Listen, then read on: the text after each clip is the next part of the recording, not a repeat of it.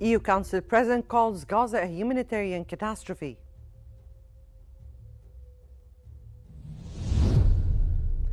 US President Trump says he held good Gaza talks with Netanyahu.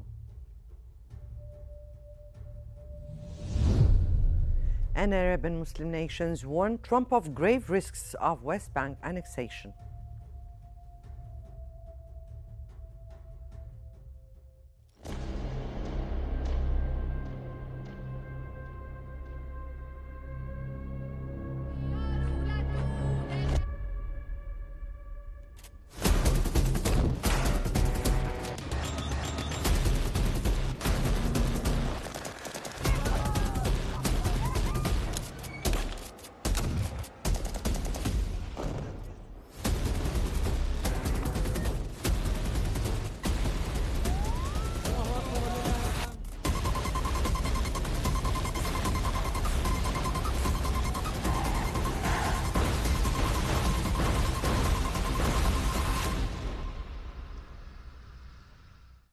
These were the headlines, the news in detail. As Israeli forces advance into Gaza City, displaced Palestinians are sheltering in makeshift tents in Nusayrat with little access to clean water and basic needs. Families fleeing the fighting say conditions are dire, with many relying on water that lasts only a few days or resorting to seawater for cooking and cleaning. One displaced man said he had not showered for 10 days since leaving Gaza City. Israeli tanks have pushed deeper into the city as part of an offensive to eliminate Hamas. But the assault has caused massive destruction, a worsening humanitarian crisis, and widespread hunger.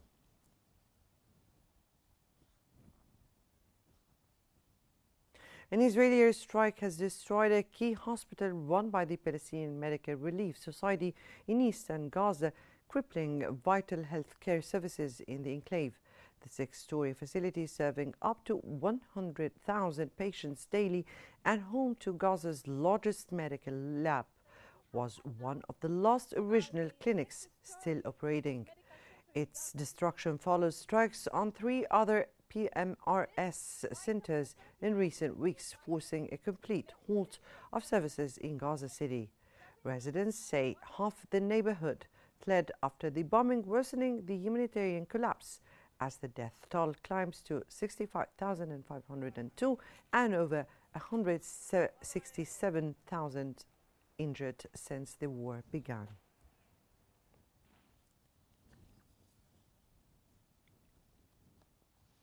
An Israeli airstrike on a house in Gaza City killed and injured civilians, including children, as residents searched through rubble and mourned loved ones. Footage showed smoke rising and people pulling casualties from debris after the strike, which residents say hit without warning. Families wept over shrouded bodies at a Shifa hospital, including children among the dead. The attack adds to Gaza's mounting civilian toll as Israeli operations intensify nearly 2 years into the war.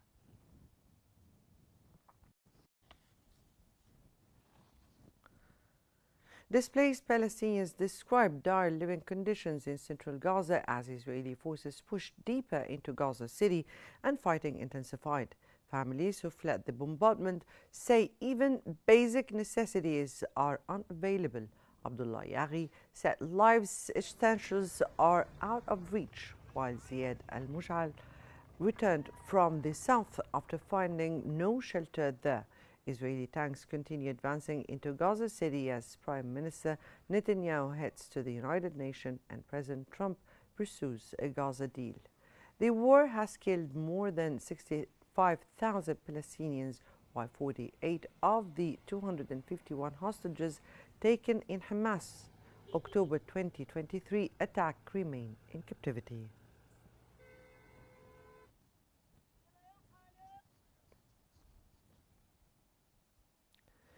Greta Thunberg joined activists aboard a flotilla bound for Gaza, accusing Israel of systematically starving the enclave and urging governments to halt arms transfer. Thunberg appeared in high spirits on deck near Crete as the global Gaza Flotilla prepared its third attempt to challenge Israel's naval blockade. She cited UN findings to accuse Israel of genocide and warned of rising risks after drone attacks damaged several vessels. Israel denied the charges, calling the blockade a security measure. Italy and Spain have deployed Navy ships, while Greece pledged safe passage and alerted Israel to its citizens aboard.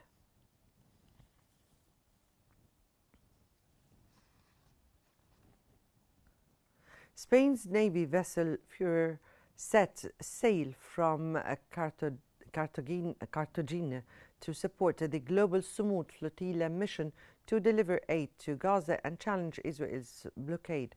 The Furor departed early Friday to join Italy, which sent a frigate earlier this week in backing the civilian flotilla. The mission comes after the flotilla reported a drone attack near the Greek island of Gavados, which caused damage but no injuries. Previous attempts to breach the blockade were halted by Israeli forces, and heightened European involvement now signals growing political support for the mission.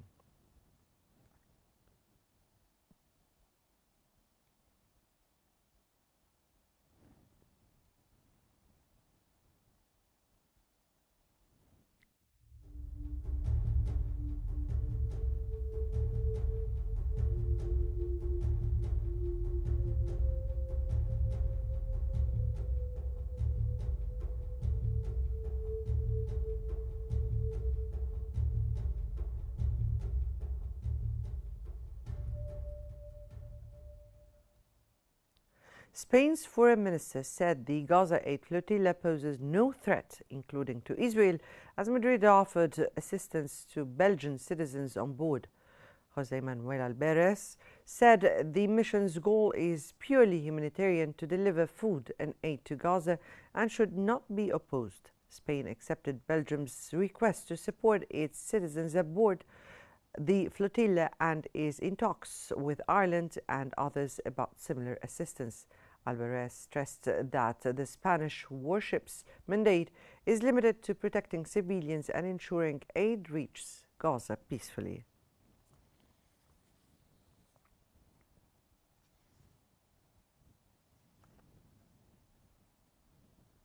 European Council President Antonio Costa called Gaza's situation a humanitarian catastrophe and urged world leaders to act collectively to end the war.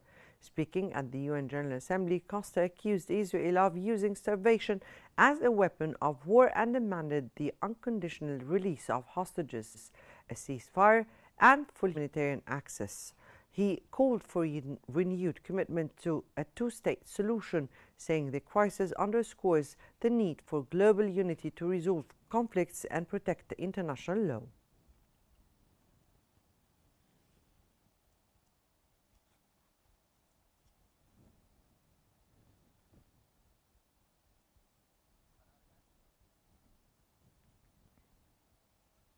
Right, ladies and gentlemen, now we move to a breaking live broadcast as UN attendees leave as Israeli Prime Minister Netanyahu is set to deliver his speech.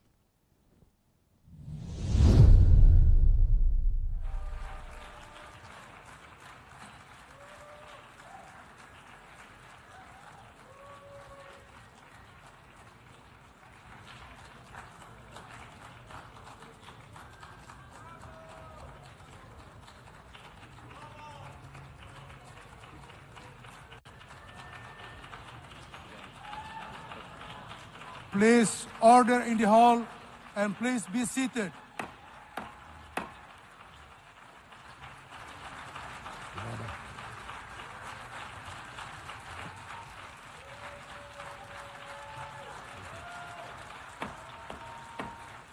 This is the Israeli Prime Minister trying to start his address speech, and while the whole awaits for his address, while some of the delegations have went out as soon as he went on stage. Now he's giving his speech. In the dungeons of Gaza. Ladies and gentlemen, last year, I stood at this podium and I showed this map. This map.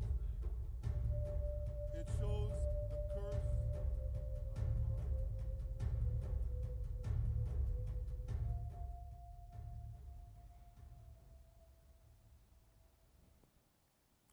That was the Israeli Prime Minister while giving a speech address and showing this map again while most of the delegations attending just went out of the hall.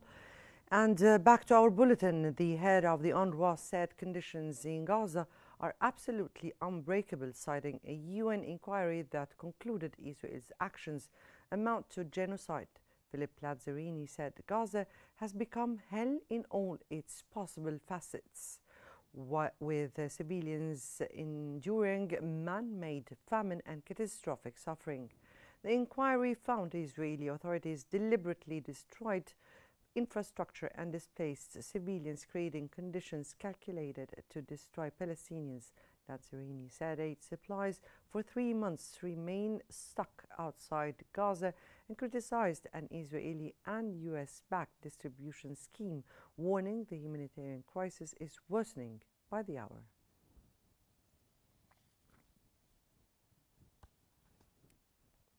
President Donald Trump said he held good talks with Gaza with Israeli Prime Minister Benjamin Netanyahu and vowed he will not allow Israel to annex the West Bank. Trump's remarks came as Palestinian President Mahmoud Abbas pledged to work with the US, Saudi Arabia, France, and the UN on a Gaza peace plan, overwhelmingly backed by the General Assembly. US envoy Steve Witkoff said Trump presented a 21-point plan during talks with Muslim leaders this week.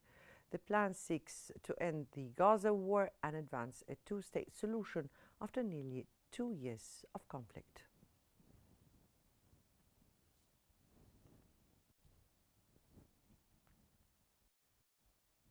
Arab and Muslim nations warned President Donald Trump of the grave risks of any Israeli annexation of the West Bank, a message Saudi Arabia says he understands very well. Saudi Foreign Minister Prince Faisal bin Farhan said leaders from across the Arab and Muslim world told Trump at a UN meeting that annexation would endanger peace efforts in Gaza and beyond. The talks involving states including Egypt, Turkey, and Qatar focused on the nearly 2-year Gaza war. Faisal said Trump clearly understood the united regional stance against annexation and its threat to any future peace process.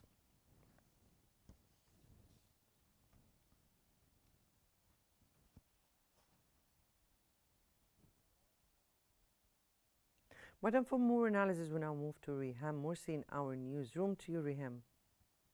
For us better understand the current situation, we're joined from Cairo by the International Relations Specialist, Mohammed Osman. Thank you, sir, for joining us here on the Bulletin. Firstly, sir, in light of the UN Commission's conclusion that Israel's actions amount to genocide, in addition to obviously the delegations now during the UN mission, UN General Assembly meeting, walking out during Netanyahu's speech, clearly people are not happy. What legal mechanisms exist, if any, to hold states accountable, and how might these findings shape future international responses, especially from the delegations that walked out of his speech? Thank you for having me, Raham. Of course, what the UN Commission and the Independent Commission formed, the Human Rights Council back in 2021, has determined that Israel is actually committing genocide in Gaza. This is its assessment of Israel's actions and Israel's criminal behavior in the Gaza Strip. And of course, this is no secret. Everyone knows that. This assessment has been reached by many, many countries around the world. However, this unfortunately prevents still many countries do not consider what's going on in Gaza as a genocide, including countries that have recognized Palestine in the past few days on the course of this flood of recognitions that we have seen during the UN General Assembly, especially with the two-state solution conference that was held under the auspices of France and Saudi Arabia. But France, this country that was actually one of the sponsors of the main sponsors of this conference, still refuses to recognize what's going on in Gaza as a genocide. They do acknowledge that there are war crimes, that there are crimes against humanity, that there's ethnic cleansing, yet they fail to recognize what's going on as a genocide because. But the tide is turning. Am I correct in saying that? That the world is basically fed up. That's very true, and I think at some point these countries will reach the point where they have to admit that what's going on right now is a genocide and will be always classified as the genocide of the 21st century. I think this is the most serious genocide we have witnessed in the 21st century. We've only seen genocide in Myanmar against the Rohingya, and it's nothing compared to what's happening now and transpiring in the Gaza Strip as we are seeing it unfold. So I believe that however, at the same time, there is a problem with the mechanisms of accountability. The United States provides Israel with complete political cover, unlimited support, unlimited backing, and at the same time, it prevents any international institutions from holding Israel accountable and Israeli officials accountable, like the International Criminal Court or even the International Court of Justice. The International Criminal Court itself has been subjected to U.S. sanctions on account of its arrest warrants against Israeli Prime Minister Netanyahu and other Israeli officials. And now Trump is even threatening to impose sanctions on the International Court of Justice, something that will be unprecedented in the history of the United Nations and its bodies. So unfortunately, the United States is sabotaging the international system to prevent Israel from being accountable, unfortunately. Mr. Osman, if we could just also have a look at the Israeli Prime Minister's speech right now. He's still speaking at the UN General Assembly. We're just going to take a quick look and then get back to you, sir. Yes, go ahead. אני פונה עליכם מעל בימת האו"ם. לא שכחנו אתכם, אפילו לא לשנייה.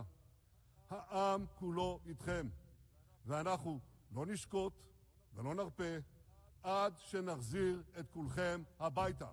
החיים...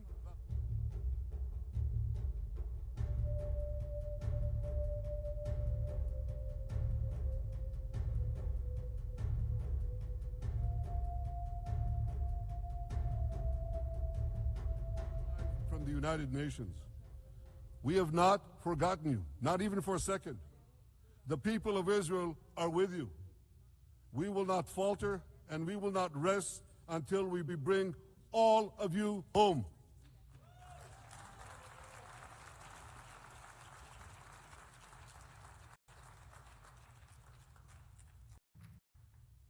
Ladies and gentlemen, thanks to special efforts by Israeli intelligence, my words are now also being carried. They're streamed live to the cell phones of Gazans. So to the remaining Hamas leaders and to the jailers of our hostages, I now say, lay down your arms. Let my people go. Free the hostages, all of them, the whole 48. Free the hostages now.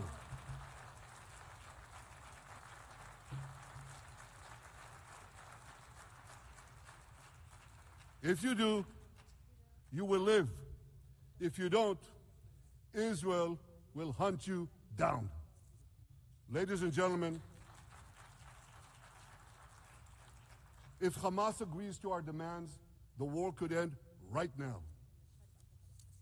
Gaza would be demilitarized, Israel would retain overriding security control, and a peaceful civilian authority would be established by Gazans and others committed to peace with Israel.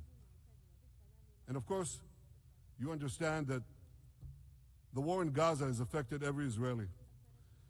But I'm sure there are people in New York or in London or in Melbourne and elsewhere who are probably thinking, what does all of this have to do with me? And the answer is everything. Because our enemies are your enemies. So let's do something else first at the UN. Let's do a pop quiz. And raise your hand if you know the answer. Here's the first question. Who shouts death to America? Is it A, Iran, B, Hamas, C, Hezbollah, D, the Houthis, or E, all of the above? All of the above. Correct, all of the above. Second question. Who has murdered Americans and Europeans in cold blood? Is it A, Al-Qaeda, B, Hamas, C, Hezbollah, D, Iran, or E, all of the above? Correct. Again. So here's the point I wanted to make. Our enemies hate all of us with equal venom. They want to drag the modern world back to the past, to a dark age of violence, fanaticism, and terror. I think many of you are already feeling in your own societies the radical Islamist surge. You know, I'm sure you do, you know deep down that Israel is fighting your fight. So I want to tell you a secret. Behind closed doors, many of the leaders who publicly condemn us privately thank us. They tell me how much they value Israel's superb intelligence services that have prevented time and again terrorist attacks in their capitals, time and again saving countless lives. General George Keegan, former head of U.S. Air Force intelligence, once said, if the United States had to gather on its own the intelligence that Israel gives us, we would have to establish 5 CIAs. 5 CIAs. This past June, when Israel struck Iran's nuclear facilities, German Chancellor Merz admitted the truth. He said, Israel is doing the dirty work for all of us. President Trump understands better than any other leader that Israel and America face a common threat. He showed the world that when Iran and its proxies murder Americans, take Americans hostage, shout death to America, burn American flags, and try to assassinate the President of the United States, not once, but twice. He showed them there is a price to pay for all that.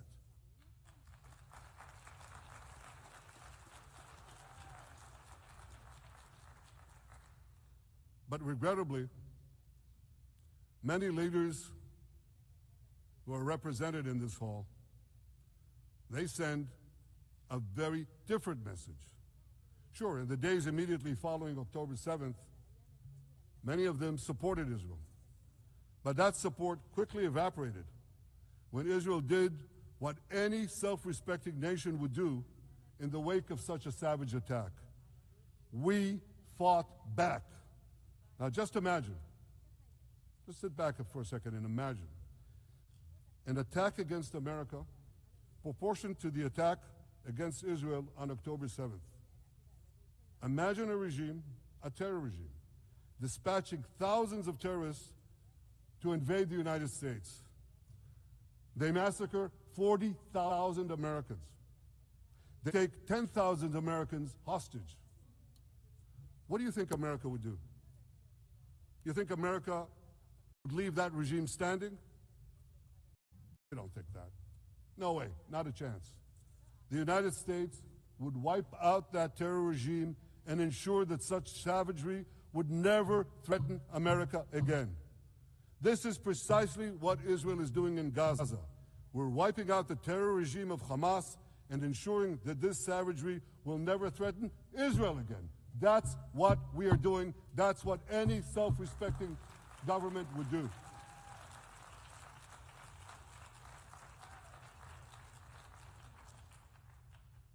Yet, and it's a yet that I'm sorry to say here, yet over time, many world leaders buckled.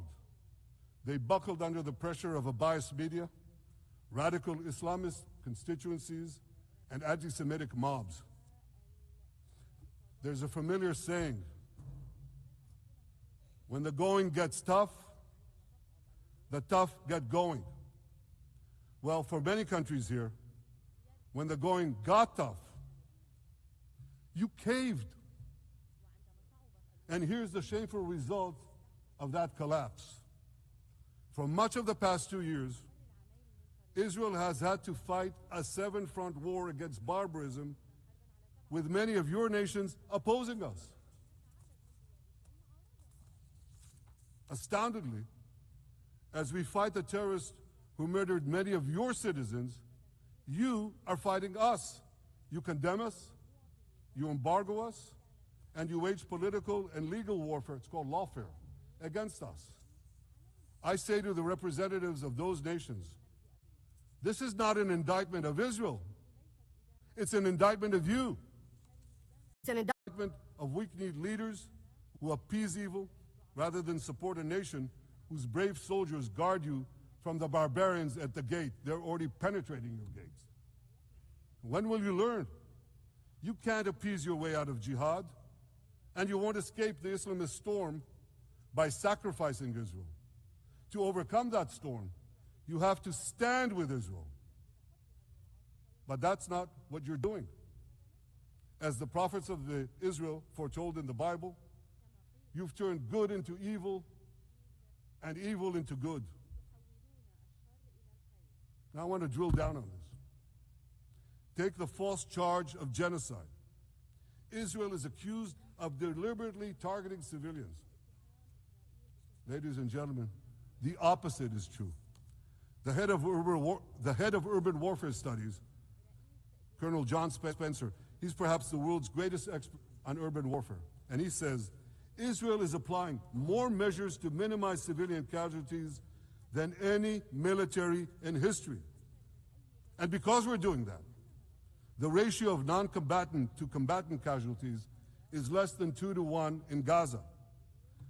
That's an astoundingly low ratio, lower than NATO's wars in Afghanistan and Iraq, especially when you consider that Gaza is one of the most densely populated urban areas on Earth. It has hundreds of miles of terror tunnels underground, and it has countless terror towers above ground, and thousands of terrorists embedded in the tunnels and in these towers in civilian areas. If you want to see what measures Israel takes to avoid civilian casualties in this war, just look at what we're doing now in Gaza City, the last Hamas stronghold, one of the two last strongholds. For 3 weeks, Israel dropped millions of leaflets, sent millions of text messages, and made countless phone calls urging civilians to leave Gaza City before our military moves in. At the same time, Hamas implants itself in mosques, schools, hospitals, apartment buildings, and tries to force those civilians not to leave, to stay in harm's way. And it often threatens them at gunpoint if they try to do so.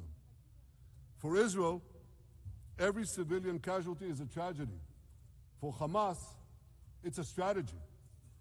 Hamas uses civilians as human shields and as props in its sick propaganda war in Israel, against Israel, a propaganda war that the Western media buys hook, line, and sinker. Now, despite Hamas's threats, close to 700,000 Gazans, almost 750,000, have already heeded our calls and moved to safe zones. Now I want to ask you a simple question, a simple, logical question. Would a country committing genocide plead with the civilian population it is supposedly targeting to get out of harm's way? Would we tell them, get out, if we want to commit genocide? We're trying to get them out. And Hamas is trying to keep them in. And this charge is so baseless. The comparison to genocide, wholesale slaughter of populations. What, did the Nazis ask the Jews to leave, kindly leave, go out? Did others, you want me to name all the genocidal leaders of history? Just go one by one. Did anyone do this? Did they say, get out so we can come in? Of course not. So the truth has been turned on its head. Hamas, a genocidal terrorist organization whose charter calls for the murder of all Jews on the planet. This genocidal organization is given a pass. It's barely mentioned. While Israel, which does everything it can to get civilians out of harm's way, Israel is put in the dock. What a joke. You want to hear another one? Israel is accused of deliberately starving the people of Gaza when Israel is deliberately feeding the people of Gaza. Since the beginning of the war, Israel has let into Gaza more than 2 million tons of food and aid. That's 1 ton of aid for every man, woman, and child in Gaza. Nearly 3,000 calories per person per day. Some starvation policy. If there are Gazans who don't have enough food, it's because Hamas is stealing it. Hamas steals it, hoards it, and sells it at exorbitant prices to fight its war machine. Last month, even the UN, not exactly a supporter of Israel. You're supposed to laugh, by the way. Last month, even the UN admitted that Hamas and other armed groups looted 85% of the trucks. That's why you have deprivation. Those who peddled the blood libels of genocide and starvation against Israel are no better than those who peddled blood libels against the Jews in the Middle Ages when they falsely accused us of poisoning wells, spreading plague, and using the blood of children to bake Passover matzahs. Anti-Semitism dies hard. In fact, it doesn't die at all. It just keeps coming back with its libelous lies, refurbished, regurgitated over and over again. And I want to tell you something else. These anti-Semitic lies, they have consequences. In recent months, Jews have been assaulted in Canada, Australia, Britain, France, the Netherlands, and elsewhere. Here in America, an elderly Holocaust survivor was burned to death in Colorado. And a beautiful young couple from the Israeli embassy in Washington was brutally gunned down right in front of the Holocaust Museum there. Thankfully, President Trump's administration is forcefully fighting the scourge of anti-Semitism, and every government here should follow its lead. But instead, many do the opposite. They actually reward the worst anti-Semites on earth. This week, the leaders of France, Britain, Australia, Canada, and other countries unconditionally recognized a Palestinian state. They did so after the horrors committed by Hamas on October 7th. Horrors praised on that day by nearly 90% of the Palestinian population. Let me say that again. Nearly 90% of Palestinians supported the attack on October 7th. It's not supported only, they celebrated it. They danced on the rooftops. They threw candies. That's both in Gaza and in Judea, Samaria, the West Bank as you call it. And it's just the way they celebrated another horror, 9/11. They danced on the rooftops. They cheered. They threw candy. You know what message the leaders who recognize a Palestinian state this week sent to the Palestinians? It's a very clear message. Murdering Jews pays off. Well, I have a message for these leaders. When the most savage terrorists on earth are effusively praising your decision, you didn't do something right. You did something wrong, horribly wrong. Your disgraceful decision will encourage terrorism against Jews and against innocent people everywhere. It will be a mark of shame on all of you. But wait a minute, Mr. Prime Minister, they tell me. Wait a minute. We believe in a two-state solution where the Jewish state of Israel will live side by side in peace with the Palestinian state. There's only one problem with that. The Palestinians, they don't believe in this solution. They never have. They don't want a state next to Israel. They want a Palestinian state instead of Israel. And that's why every time they were offered a Palestinian state, but were required to end the conflict with Israel and recognize the Jewish state, every time, over the decades, they turned it down. And that is why every time they were given territory, they used it to attack us. In fact, they effectively had a Palestinian state in Gaza. So what did they do with that state? Peace? Coexistence? No. They attacked us time and time again. Totally unprovoked. They fired rockets into our cities. They murdered our children. They turned Gaza into a terror base from which they committed the October 7th massacre. So here's the uncomfortable truth. The persistent Palestinian rejection of a Jewish state in any boundary is what has driven this conflict for over a century. It is still driving it. It's not the absence of a Palestinian state. It's the presence and existence of a Jewish state. And I find it amazing that the foreign chancelleries and the ministries and all those who pontificate about this, and the leaders, how can they not see this basic truth when it is repeated again and again and again ad nauseum? And I want to say something else.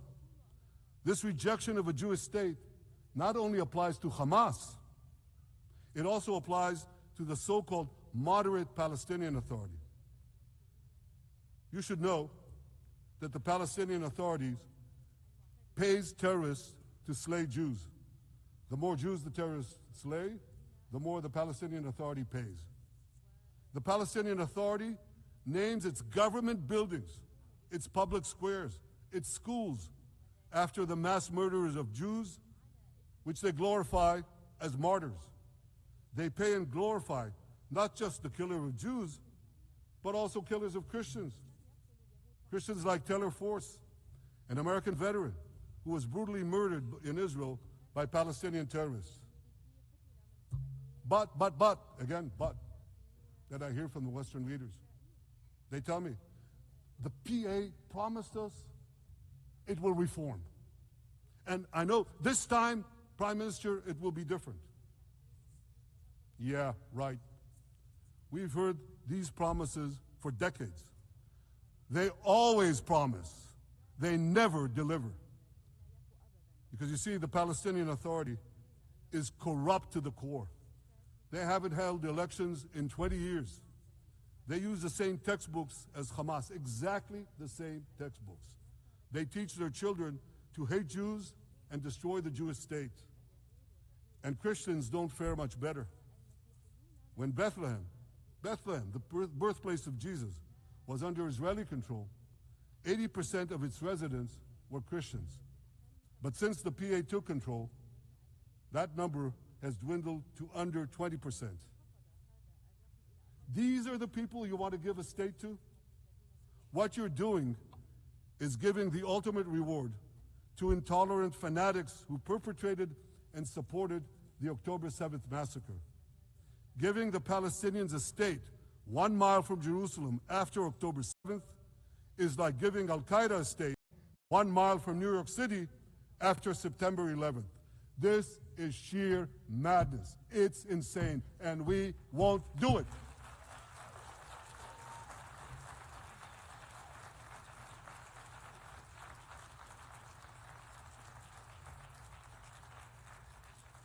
So here's another message to those Western leaders. Israel will not allow you to shove a terror state down our throats. We will not commit national suicide because you don't have the guts to face down a hostile media and anti-Semitic mobs demanding Israel's blood. And I want you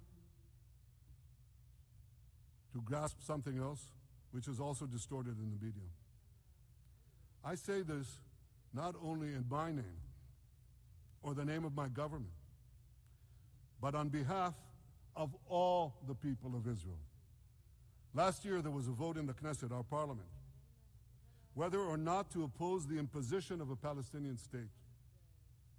You want to guess what the results were? Out of 120 members of our parliament, 99 voted against and only 9 supported. That's over 90%. It's not a fringe group. It's not the prime minister who himself is extreme or he's held hostage by extreme parties to his right. It's over 90% of Israelis. My opposition to a Palestinian state is not simply my policies or my government's policy. It's the policy of the state and people of the state of Israel.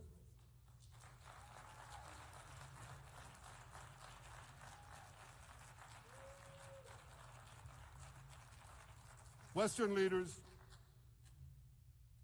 may have buckled under the pressure. And I guarantee you one thing, Israel won't. Israel's victories over the Iranian... Thank you, I know you won't too, that's good. Israel's victories over the Iranian terror axis have opened up possibilities for peace that were unthinkable 2 years ago. Take Syria.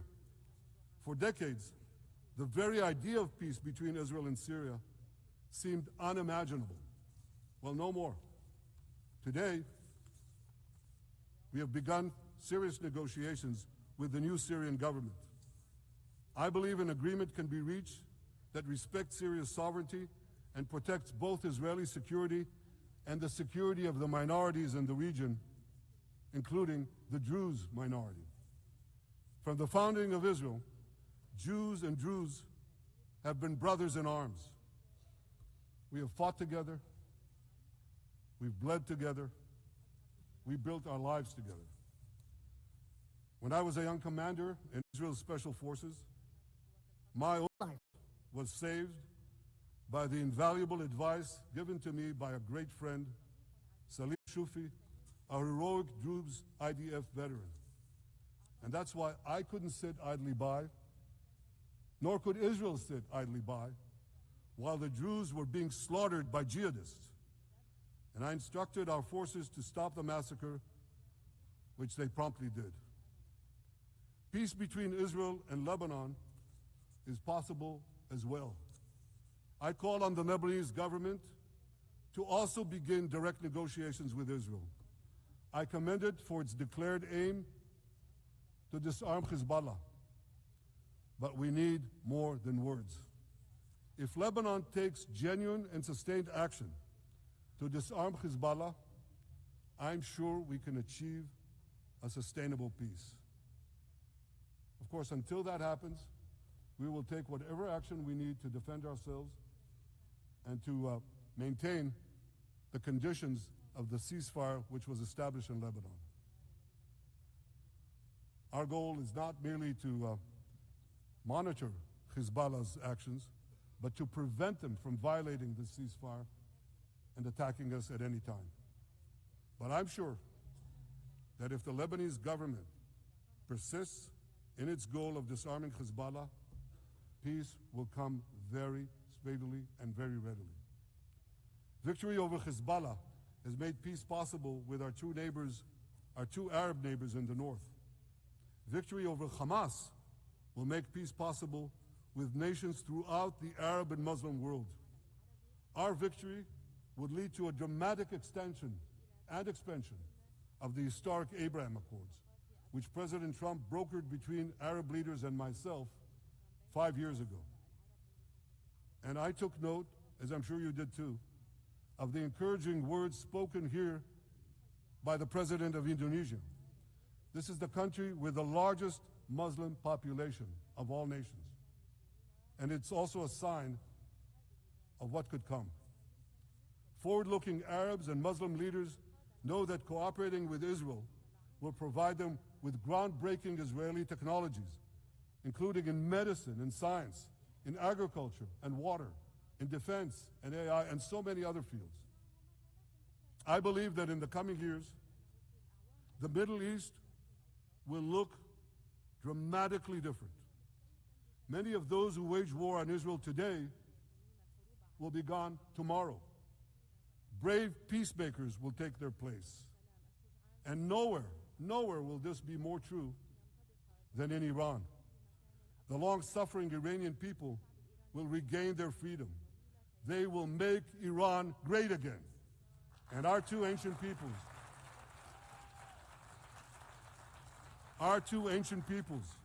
the people of Israel and the people of Iran, will restore a friendship that will benefit the entire world. Ladies and gentlemen, the horrors that happened on one dark day, October 7th, those horrors happened countless times during the centuries of my people's exiles among the nations. Jewish blood was cheap. Jews were killed with impunity. We had to beg others to defend us. The rise of Israel did not mean that the attempts to destroy us would end. It meant that we could fight back against those attempts. And that is exactly what Israel has done since October 7th. Our sons and daughters fought like lions. Our brave soldiers donned their uniforms and rushed into battle. They were armed with the dreams of the 100 generations of Jews who came before them. The dream of living as a free people in the land of Israel, our beloved homeland for more than 3,000 years. The dreams of living in our own independent state. The dream of having an army to defend ourselves. And the dream of being a light unto the nations, a beacon of progress, ingenuity, innovation for the benefit of all humanity. On October 7th, the enemies of Israel tried to extinguish that light. 2 years later, the resolve of Israel and the strength of Israel burned brighter than ever.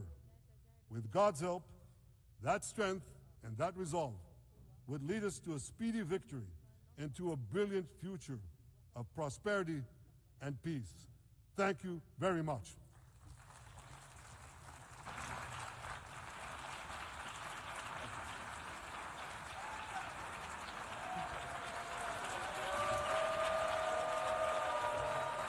On behalf of the Assembly, I wish to thank the Prime Minister of the State of Israel,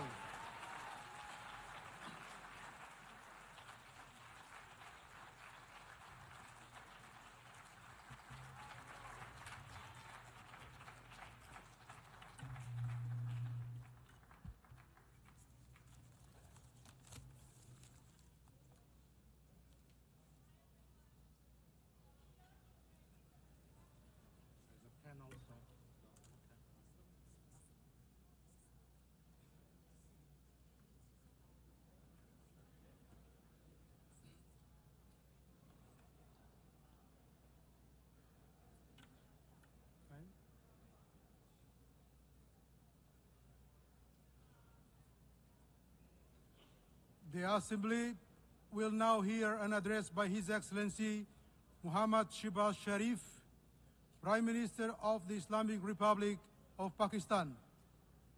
I request protocol to escort His Excellency and invite him to address the Assembly.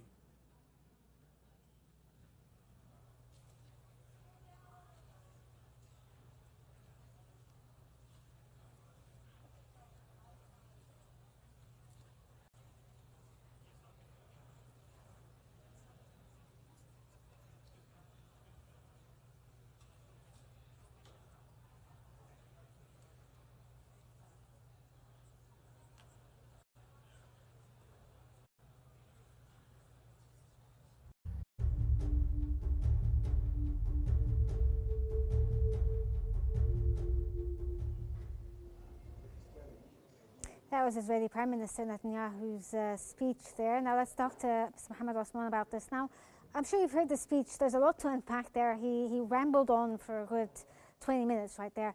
What are your remarks firstly there? He talked about the idea of, broadcasting forcibly this speech on the people of Gaza. How do you view this?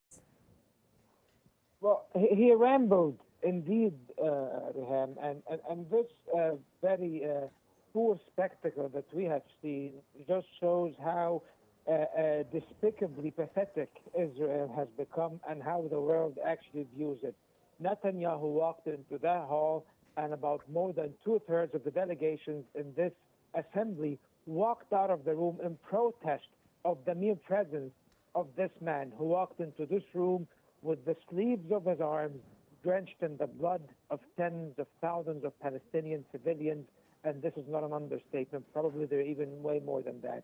This man went over there, and he had like 12 people cheering for him in the empty hall, which shows how despicable they are, how they are trying to distort reality. The speech itself and the theatrics of the speech and the applause in the hall is a testament of the lying ways and the dishonesty and the convoluted ways of this vile entity and this criminal prime minister of this country, how they are trying to project as if that they are gaining the acclamation of the world, while actually the hall is empty and no one is there and everyone abhors what he has to say, so no one even wants to listen to him.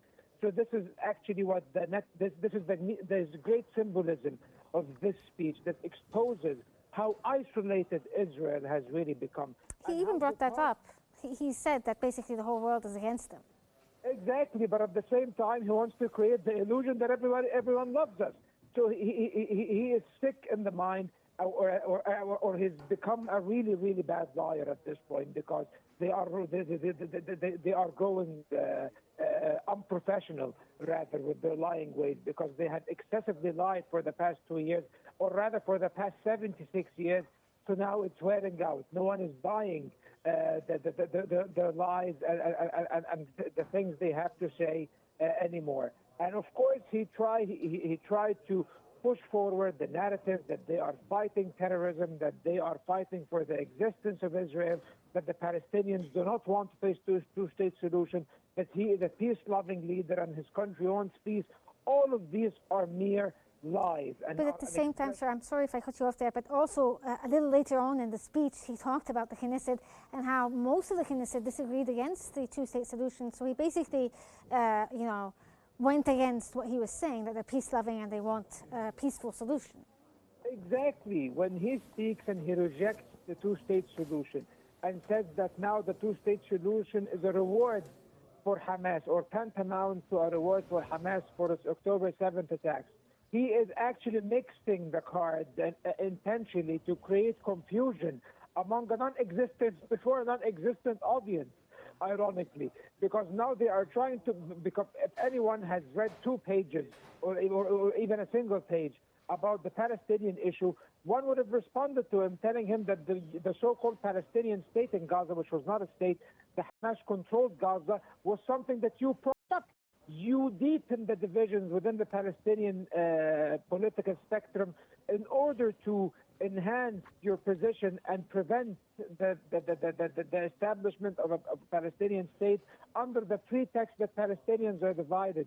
You are the one who supported the extremist or hardline elements in the Palestinian factions so that you can perpetuate the occupation and prevent the establishment of a Palestinian state, and you paid the price for that because as you were saying that his arguments are so tired and rejected. Now we're seeing on the screen right now is the high-level delegations re-entering the room because now he's gone, so they didn't want to listen to him. Exactly, they're walking back in to listen to the Prime Minister of Pakistan, and no one really wants to hear, because this shows you how uninterested the world has become. That now the world has become so disillusioned with Israel's lies and is basically fed up. They are not willing to listen to any of this. But the dangerous part of his speech, Reham, is how he defiantly defies and even challenges the international community. And the only thing that allows him to do that is the unconditional support he receives from the United States. I have very genuine concerns right now with regards to the U.S.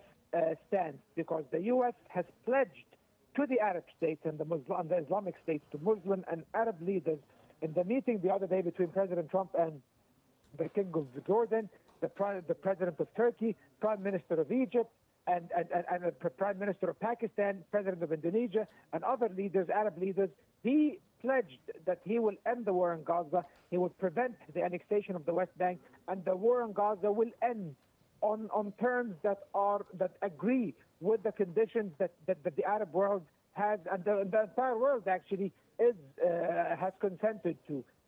My fear is that now when Netanyahu meets Trump in a few days, on Monday, it is reported, in a very few days, maybe he will actually leave the lasting impression on Trump once again, and we will find the Americans backing off their stance and continuing their unconditional support for Israel. Netanyahu's rhetoric today and the narrative he employed actually indicates that he is dependent on the Americans, and that he is sure that the Americans will not let him down. And this is a very dangerous indication, Reham. And he also referred to Iran. It seems now with the snap sanction mechanism, the snapback mechanism coming back into effect tomorrow within a few hours, and the sanctions being reinforced, and Netanyahu now speaking again about the idea of regime change in Iran and the necessity of quote-unquote liberating the people of Iran. This indicates that the Israelis might actually be pushing for another war with Iran within the next few weeks, and this is a very dangerous precedent that will escalate tensions once more in the region and can cause a wider regional war. So this man has become a rogue. This country even has become a rogue state. They are acting in a very reprehensible way that is jeopardizing regional stability and, dare I say, even international security and stability. So the world needs to take a stand, and now the countries that recognize Palestine and that walked out of this hall in order not to hear the utter nonsense this man has to say, need to reimpose or impose actually sanctions on Israel and isolate this country entirely and ostracize it from the international economy so that it would back down and stop its genocidal spree. I would have loved to, discuss this further, but we're out of time. From Cairo, that was the international relations specialist, Mohammed Osman. Thank you so much, sir, for joining us here on Qnews. And now we go back to Mona Mosadhi in our studio.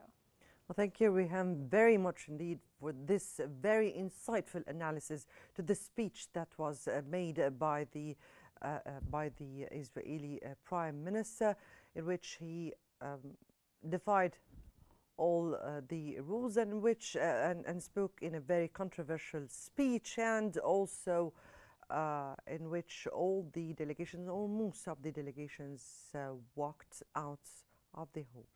Well, I guess that brings us to the end of our news bulletin. Here is what we've been covering. EU Council President calls Gaza a humanitarian catastrophe.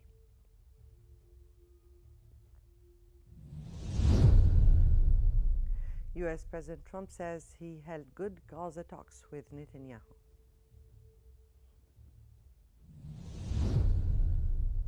And Arab and Muslim nations warn Trump of grave risk of West Bank annexation.